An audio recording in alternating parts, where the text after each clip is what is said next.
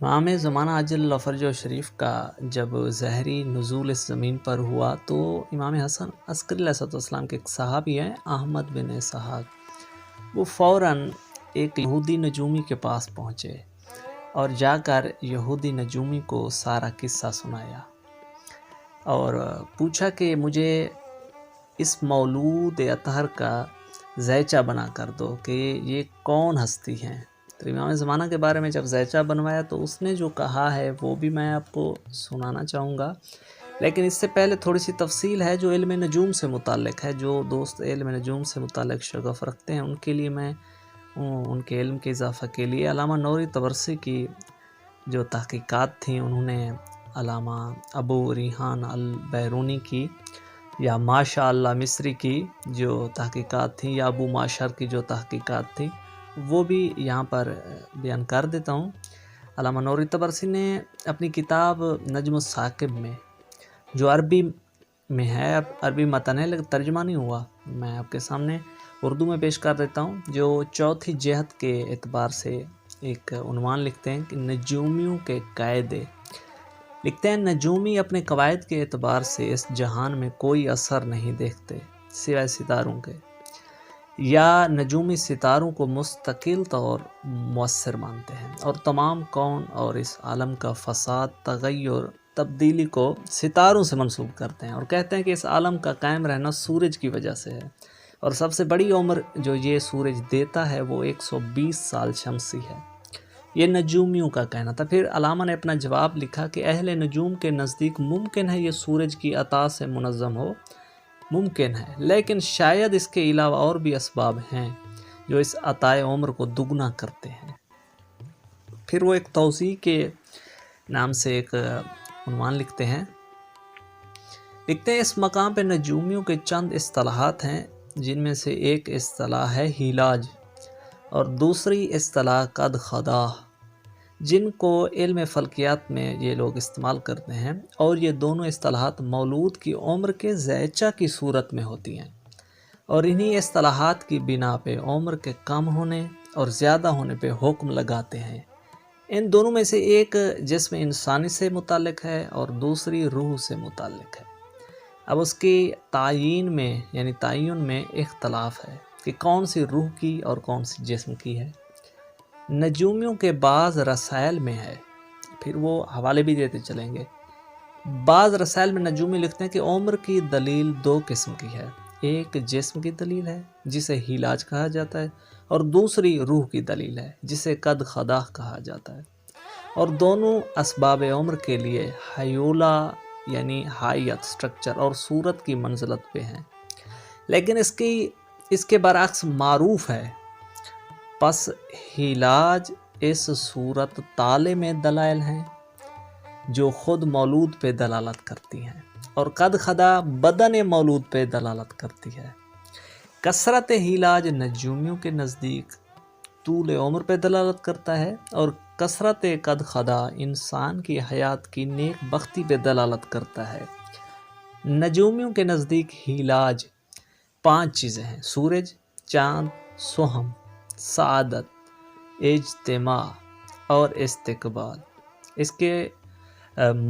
مقدم کا جز درجہ تالے اور قد خدا صاحب خط کا ستارہ ہے جو ہیلاج کی طرف ناظر ہوتا ہے۔ قد خدا میں بعض نجومیوں نے شرط لگائی ہے کہ قد خدا ہیلاج کی جگہ کے پیچھے ہو، اور بعض نجومیوں نے ہیلاج کی جگہ میں برج کی طرف نظر کرنا کافی سمجھا ہے، اور یہ نظر کبھی قوی ترین درجہ پہ ہے۔ پس اگر سورج یا چاند اپنی شرف پہ ہو تو سعید ہوگا۔ اسی طرح قطب الدین الاشکوری نے کتاب محبوب القلوب میں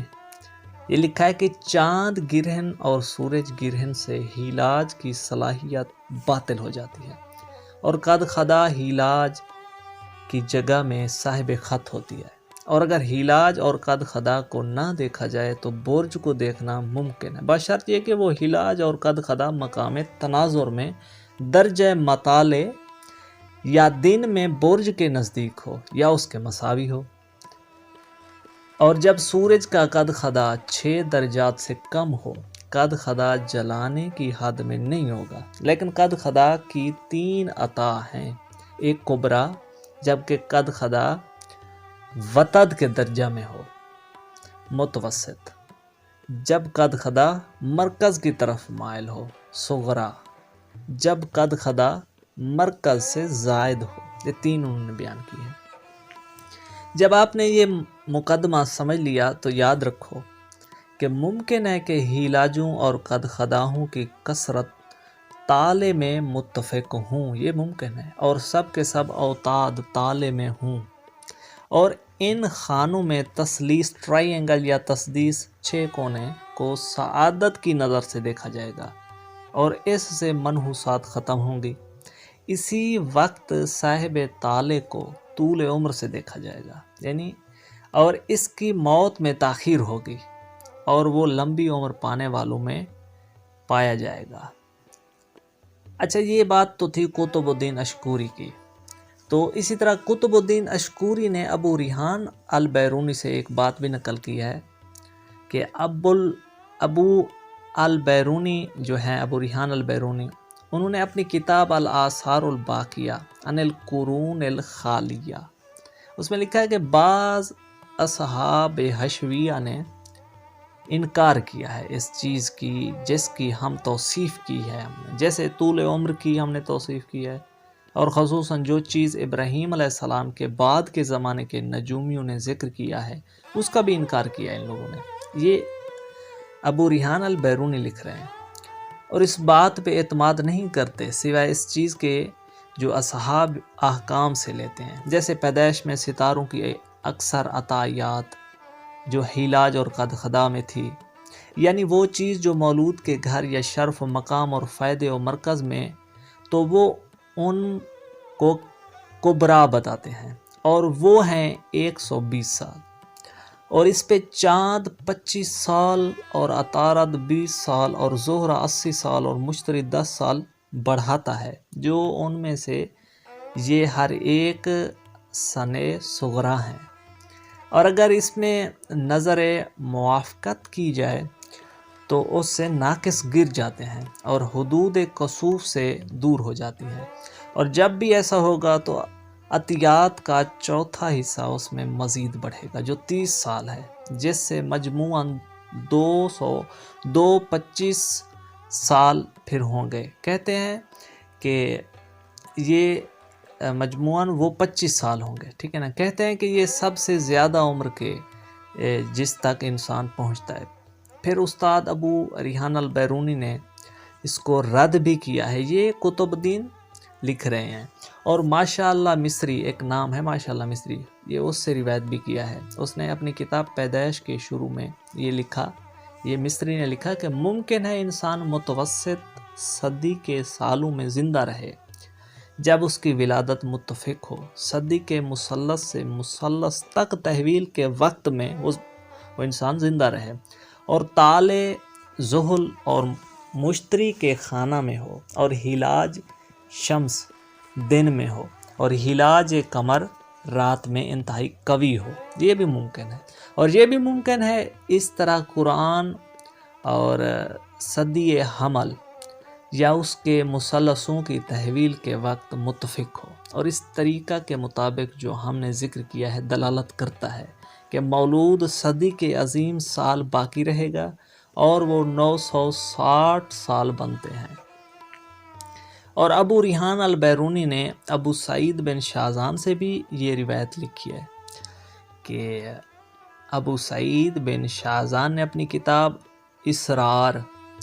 اس میں جو ابو معشر سے مذاکرات جو ابو معشر کو بھیجے تھے جب بادشاہ سرندیب ملک کے بادشاہ کے بیٹے کی ولادت کا وقت تھا، اور اس کا تالے جوزہ میں تھا اور زحل سرطان میں تھا اور سورج جدی میں تھا، اور ابو معشر نے کہا کہ وہ مولود زحل اوسط میں جیے گا، اور کہا اس ملک کے لوگوں نے اس کی طول عمر کا حکم دیا تھا اور اس کا ستارہ زحل ہے۔ پھر ابو معشر نے کہا مجھ تک پہنچائے کہ ان میں سے جو بھی انسان زحل کے دور اوسط میں پہنچنے سے پہلے مر جائے تو وہ اس کے جلدی مرنے پہ تعجب بھی ہے۔ ابو ریحان البیرونی نے کہا ان نجومیوں کے یہ اعتراف کے اقوال دلالت کرتے ہیں، اس طرح کی لمبی عمریں بھی ہوتی ہیں۔ اس طرح شیخ کراچکی نے اپنی کتاب کنز الفوائد میں ماشاء اللہ مصری سے، جو اس گروہ نجوم کا استاد و معلم بھی ہے، اس سے نقل کیا، جو سابقہ عبارت کے قریب قریب ہے۔ کیا عبارت ہے؟ وہ یہ عبارت ہے کہ مولود کے ہلاج کی طرف دیکھنے سے ممکن ہے کہ اس مولود کی عمر 950 سال ہو۔ یعنی یہ امام زمانہ سے متعلق ساری تحقیقات ہیں۔ سید علی ابن طوس نے اپنی کتاب فرج المحموم میں یہ بھی لکھا کہ ہمارے ساتھیوں میں سے بعض نے کتاب اوصیاء میں، اور یہ کتاب اولیاء کے نزدیک معتمد ہے، اس میں جسے حسن بن جعفر سمیری نے روایت بھی کیا، اور اس کے مؤلف علی بن محمد بن زیاد سمیری ہیں، اور اس کی امام حسن عسکری علیہ السلام سے خط و کتابت رہتی تھی، اسی مؤلف کی، اور وہ ثقہ شخصیات میں سے ہے۔ اس نے کہا کہ جس کے الفاظ پھر اس طرح ہے کہ مجھے جعفر قمی احمد بن اسحاق بن مسلقہ کے بھتیجے نے بتایا کہ قوم میں ایک یہودی نجومی تھا جو حساب نجوم میں بہت ماہر تھا۔ یہی روایت امام زمانہ سے متعلق ہے۔ اس کو احمد بن اسحاق نے بلایا، اس یہودی کو، اور احمد بن اسحاق نے کہا ایک مولود ایسے ایسے وقت میں متولد ہوا، پس تم اس کا تالے زیچہ نکالو اور مولود کے میلاد کا حساب کا عمل بھی بناؤ۔ تو اس یہودی نجومی نے زیچہ اور تالے نکالا اور اس میں عمل حساب کو دیکھا، اور احمد بن اسحاق سے کہا کہ میں ایسے ستارے نہیں دیکھ پا رہا جو تیرے لیے حساب کے اعتبار سے اس مولود سے کسی چیز پہ دلالت کرے، کیونکہ یہ مولود تمہارا تو نہیں ہے، اور اس طرح مولود یا نبی ہوگا یا نبی کا وصی ہوگا، یہ یہودی نے کہا۔ پھر کہتا ہے لیکن اس پہ نظر مجھے دلالت یہ بھی کرتی ہے کہ یہ مولود دنیا پہ مشرق و مغرب میں برو بحر، پہاڑ و میدان، صحرا حکومت کرے گا، یہاں تک کہ روئے زمین پر کوئی ایسا شخص باقی نہیں رہے گا جو اس کے دین پہ نہ ہو اور اس کی ولایت کا قائل نہ ہو۔ ایسا کوئی شخص نہیں رہے گا۔ جب مولا تشریف لائیں گے تو سب مولا کی ولایت کا اقرار کریں گے۔ اسی طرح علامہ نوری طبرسی نے شیخ زین الدین علی بن یونس عاملی کی کتاب جو الصراط المستقیم الی مستحق تقدیم، اس کتاب میں علماء نجوم سے جو نقل کیا ہے شیخ زین الدین نے، وہ علامہ نوری طبرسی لکھتے ہیں سورج کا دورہ 1451 سال میں ہوتا ہے، اور یہ اوج بن عنق کی عمر ہے جو نوح کے زمانے سے موسیٰ کے زمانے تک زندہ رہا، اور چاند کا دورہ 652 سال کا ہوتا ہے، اور یہ شعیب کی عمر ہے جو 5 امتوں کی طرف بھیجے گئے۔ زحل اعظم کا دورہ 255 سال کا ہے، کہا جاتا ہے کہ یہ بنی اسرائیل کے سامری کی عمر ہے۔ مشتری اعظم کا دورہ 424 سال کا ہوتا ہے، کہا جاتا ہے کہ یہ سلیمان فارسی کی عمر ہے۔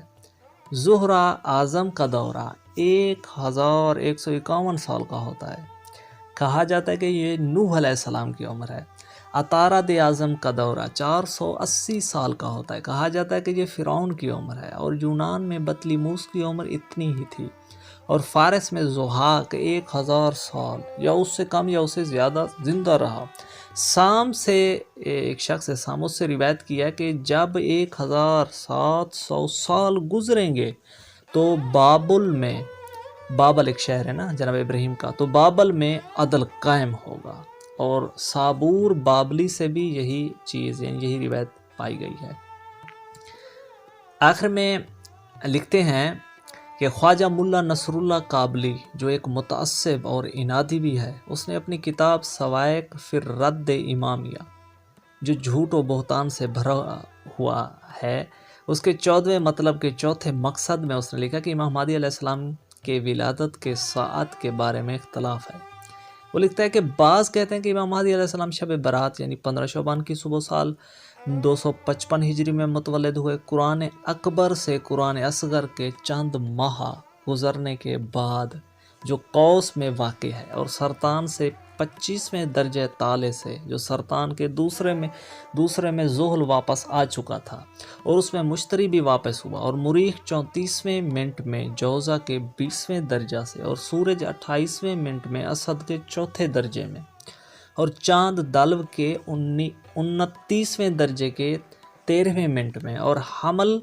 के 28वें दर्जे से 13वें मिनट के आखिरी हिस्से में, और ज़म मीज़ान के 28वें दर्जा से 59वें मिनट में। और बाज़ ने ये भी कहा 255 हिजरी में माह शौबान की 23वीं की सुबह को दुनिया में हुजूर तशरीफ़ लाए, और इस वक्त ताले सरतान के 25वें दर्जे से 37वें मिनट में था, और सूरज असद के 10वें दर्जे से 28वें मिनट में था, और ज़ुहल अकरब के 28वें दर्जे से 18वें मिनट में था, और इसी तरह मुश्तरी भी था, कमर दल्व के 23वें दर्जे से 13वें मिनट में था, और मुरीख हमल के 20वें दर्जे से 34वें मिनट में था, और ज़ोहरा जौज़ा के 25वें दर्जा से 17वें मिनट में था। और ये इख्तलाफात उनके गुमान के बुनियाद पे झूठ और इफ्तरा हैं।